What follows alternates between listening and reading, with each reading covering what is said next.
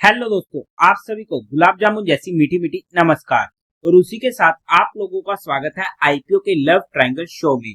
एक mainline IPO सुरक्षा diagnostic limited लेके आ रही है अपना जी आईपीओ। यहाँ पर हम आज इस रिव्यू वीडियो में इस कंपनी का पूरा कच्चा चिट्ठा खोलने वाले हैं, बेसिक से लेके एडवांस तक।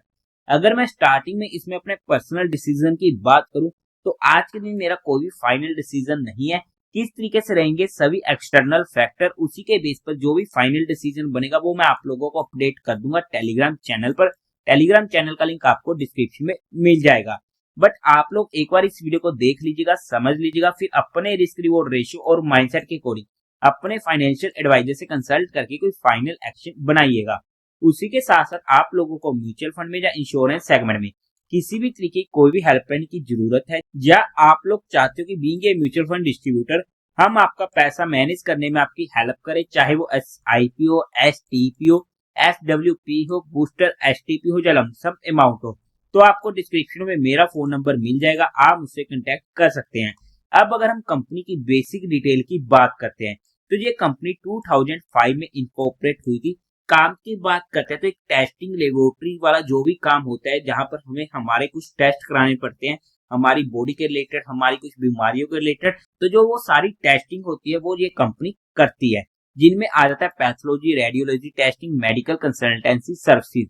कंपनी का एक सेंट्रल रेफरेंस लेबोरेटरी होने वाला है विद 8 सैटेलाइट लेबोरेटरीज, और इनके 215 कस्टमर टच पॉइंट होने वाले हैं, जिनमें से 49 डायग्नोस्टिक सेंटर होने वाले हैं एंड 166 सैंपल कलेक्शन होने वाले हैं। और ये होने वाले हैं वेस्ट बंगाल, बिहार, असम एंड मेघालय में। कंपनी की जो भी मेडिकल कंसल्टेंसी सर्विसेज है उन्हें वो ऑफर करती है ऑनलाइन एंड ऑफलाइन दोनों में, under one roof via 44 diagnostic centre, जहां पर इनके पास मोर देन 750 डॉक्टर्स की टीम होने वाली है। ओवरऑल में कंपनी का काम देखते हैं, कंपनी का सेगमेंट देखते हैं, तो एक अच्छा काम एक ऐसा सेगमेंट है जो एक डिफेंसिव सेगमेंट हो जाता है और सदाबहार सेगमेंट ये होने वाला है। अब अगर हम कंपनी के कुछ इंटरनल रिस्क फैक्टर्स की बात करते हैं तो वहां पर सबसे पहला जो फैक्टर हमारे पास सामने आता है वो होने वाला है कि कंपनी का जो मेजरली रेवेन्यू जनरेट होता है वो जनरेट होता है इनके वेस्ट बंगाल से, जहां पर आप चेकआउट कर सकते हैं ऑलमोस्ट 95% के करीब का हमें होते हुए देखने को मिला है 2024 में, एंड 96% के करीब का होते हुए देखने को मिला है 2023 में, एंड 97% के करीब का 2022 में। तो ऐसे में अगर इस स्टेट के रिलेटेड कोई भी दिक्कत आती है जिसकी वजह से कंपनी के काम में वहां पर दिक्कतें मिलती है, तो उसका इम्पैक्ट हमें कंपनी के ऊपर देखने को मिल सकता है। यहाँ पर हमें एक एडिशनल पॉइंट देखने को मिला है कि जो इनके प्रमोटर ग्रुप के मेंबर्स होने वाले हैं, नेमली आकांक्षा विनियोग लिमिटेड एंड सीनाओ इंटरनेशनल लिमिटेड को, उन्हें सस्पेंड किया गया है from trading on Calcutta stock exchange limited, कुछ नॉन कंप्लायंसेस की वजह से। और ऐसा जरूरी नहीं है कि आने वाले टाइम में भी वहां पर ऐसा कोई इंस्टेंस हमें देखने को नहीं मिल सकता है। पूरी डिटेल आप यहाँ पर स्टडी आउट कर सकते हैं। 34 पॉइंट नंबर ये होने वाला है, और बाकी के कुछ इंटरनल रिस्क फैक्टर इनके सेगमेंट के रिलेटेड होने वाले हैं वो आप इनके DRHP में चेकआउट कर सकते हैं। अब अगर हम कंपनी की टेंटेटिव टाइम टेबल की बात करते हैं तो ये IPO ओपन होगा 29 नवंबर को, क्लोज होगा 3 दिसंबर को, अलॉटमेंट होगी 4 दिसंबर को। आपके अकाउंट में पैसे रिफंड हो जाएंगे अगर नहीं मिलता है, या फिर आपके अकाउंट में क्रेडिट हो जाएंगे शेयर इफ अलॉटेड 5 दिसंबर को। टेंटेटिव लिस्टिंग डेट 6 दिसंबर की होने वाली है। Face value 2 rupees per share की, प्राइस बैंड 420 से 441 रुपीज पर शेयर का होने वाला है। 34 शेयर्स का एक लॉट होने वाला है। टोटल इशू साइज है 846.25 करोड़ का, जो पूरा का पूरा रहने वाला है OFS, यानी कि कंपनी के पास एक भी रुपया नहीं जाने वाला है, सारा का सारा पैसा जाने वाला है प्रमोटर्स की जेब में। लिस्टिंग होने वाली है इसकी BSE NSE दोनों पर। अब अगर हम बात करते हैं इसके कोटा की, तो वहां पर क्वालिफाइड का 50% का, रिटेल में 35% का और HNE में 15% का होने वाला है। लॉट साइज में रिटेल कैटेगरी में एक लॉट पड़ेगा 34 शेयर्स का, जिसकी अमाउंट पड़ेगी 14,994 रुपीज की। स्मॉल HNE में मिनिमम 14 लॉट्स के लिए अप्लाई करना पड़ेगा, जिसकी अमाउंट पड़ेगी 2,99,916 रुपीज की। बिग HNE में मिनिमम 67 लॉट्स के लिए अप्लाई करना पड़ेगा, जिसकी अमाउंट पड़ेगी 10,45,98 रुपीज की। अब अगर हम कंपनी के प्रमोटर्स की बात करते हैं तो वहां पर doctor Somnath Chatterjee, Ritu Mittal and Satish Kumar Verma company के प्रमोटर्स होने वाले हैं। प्री इशू होल्डिंग थी 61.07% की, जो पोस्ट इशू और भी ज्यादा कम हो जाएगी। मतलब कि कितनी ज्यादा कम होगी वो भी हमारे एक नेगेटिव पॉइंट होने वाला है, क्योंकि ऑलरेडी इनकी प्री इशू काफी ज्यादा कम थी और पोस्ट इशू अगर 50% से भी कम होती है तो वहां पर तो कंपनी की मेजोरिटी ही इनके पास नहीं रहेगी। हाउएवर अगर हम अब कंपनी के मेन मुद्दे की बात करते हैं यानी कि कंपनी के फाइनेंशियल्स की, तो वहां पर हमें काफी ज्यादा इफ एंड बट्स देखने को मिले हैं। सबसे पहले टोटल असेट 2022 में था 275 करोड़ का, जो इंक्रीज होते होते फर्स्ट क्वार्टर ऑफ 2025 तक पहुंच चुका है 314 करोड़ के, एक डिसेंट सी ग्रोइंग रेट बोल सकते हैं। रेवेन्यू 2022 में था 225 करोड़ का, 2023 में कम हुआ 193 करोड़ का रह चुका था, बट 2024 में अच्छा बाउंस देखने को मिला, 222 करोड़ तक पहुंच चुके थे एंड पहले क्वार्टर में 61 करोड़ का। अगर हम जहां पर एवरेज भी करने की कोशिश करें तो 60 इंटू 4 ऑलमोस्ट 240 करोड़ के करीब का आ जाता है। बट जहां पर हमें डिप देखने को मिला, अब इसका रीजन क्या है वो जो मर्जी हो, बट हमें डीग्रोथ देखने को मिली है और 2024 में भी 2022 वाले फिगर्स हमें देखने को अचीव नहीं हुए हैं।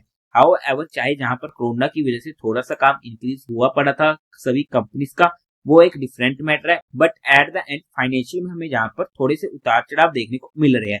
प्रॉफिट आफ्टर टैक्स 2022 में था 20 करोड़ का, 2023 में अच्छा खासा डिप आया, 6 करोड़ के रह चुके थे एंड 2024 में फिर से अच्छा बाउंस देखने को मिला, 23 करोड़ तक पहुंच चुके थे एंड फर्स्ट क्वार्टर में 7 करोड़ के पहुंच चुके हैं। अब जहां पर इतनी ज्यादा कैसे इंक्रीज हो चुकी है, इमीडिएट आईपीओ आने से जस्ट पहले वो हमारे मन में शंक शंकाएं जरूर पैदा करते हैं, क्या ये फिगर्स रियल में होने वाले हैं, सिर्फ कागजों में दिखाए गए हैं। बट फिर से जहां पर डिप देखने को मिली, बट बाउंस बैक काफी स्ट्रॉन्ग आया, जिसकी वजह से हमें जहां पर थोड़ी सी पॉजिटिवनेस देखने को मिली है। नेटवर्थ 187 करोड़ की, रिजर्व एंड सरप्लस में 176 करोड़ का, टोटल बोरिस कंपनी का 7.57 करोड़ की होने वाली है।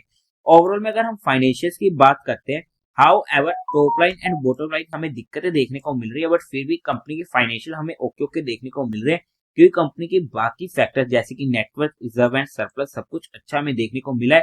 टोटल बोरिंग्स भी हमें कम होते हुए देखने को मिली है। अब अगर हम बात करते हैं कंपनी के ऑब्जेक्टिव की, तो वहां पर कंपनी के पास कोई भी रुपया नहीं जाएगा तो कंपनी उस पैसे को यूज कर ही नहीं पाएगी, तो वहां पर कोई ऑब्जेक्टिव होने ही नहीं वाला है। अब अगर हम कंपनी के फंडामेंटल्स की बात करते हैं, ये 2024 के अकॉर्डिंग होने वाले हैं।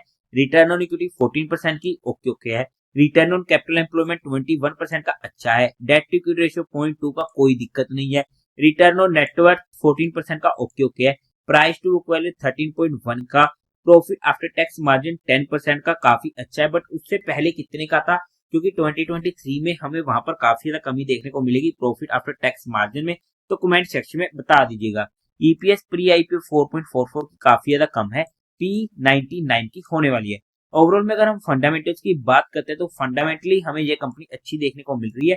अब अगर हम बात करते हैं पीयर टू पीयर कंपिटिटर्स की, तो वहां पर डॉक्टर लाल चंदानी लैब जिसका पीए 77 का, मेट्रोपोलिस हेल्थ केयर 89 का पी, थायरो केयर टेक्नोलॉजी 65 का पी, विजय डायग्नोस्टिक सेंटर 86 का पी। अगर हम पीएस से कंपीट करते हैं तो वहां पर पीएस के कंपैरिजन में ये आईपीओ हमें महंगा आते हुए देखने को मिल रहा है। और अगर हम इसके जीएमपी की बात करते हैं तो आज के टाइम पर कोई भी ग्रे मार्केट में हमें एक्शन होते हुए देखने को नहीं मिल रहा है। अगर हम कंपनी की एंकर लिस्ट की बात करते हैं तो ओके ओके एंकर लिस्ट हमें देखने को मिली है, फिर भी कुछ इंटरेस्टिंग नाम जैसे कि निपुण लाइफ, कोटेक्स small bank, Aditya Birla, quant जैसे देखने को मिले हैं। इसके अलावा जेएम फाइनेंशियल्स, मिराई एसेट, बंधन जैसे नाम भी हमें वहां पर म्यूचुअल फंड्स के देखने को मिले हैं। अब अगर हम बात करते हैं कंपनी की वैल्यूएशन की, तो based on 2025 financial year data वहां पर ये आईपीओ हमें थोड़ा सा महंगा आते हुए देखने को मिलने वाला है। बट हमने यहाँ पर चीजों को सिर्फ एजुकेशन या लर्निंग पर्सपेक्टिव स्टडी किया है, किसी भी तरीके की कोई भी इन्वेस्टमेंट टिप्स या एडवाइस नहीं है। फिर भी आप लोगों को कोई भी काम करना हो, कोई भी एक्शन लेना हो, तो एक बार अपने फाइनेंशियल एडवाइजर से कंसल्ट करके लीजिएगा। तो देवी और सज्जनों, उम्मीद है आप लोगों को ये वीडियो अच्छी लगी होगी, तो इस वीडियो को लाइक कीजिएगा, शेयर कीजिएगा और साथ ही साथ चैनल को सब्सक्राइब करें। हर हर महादेव।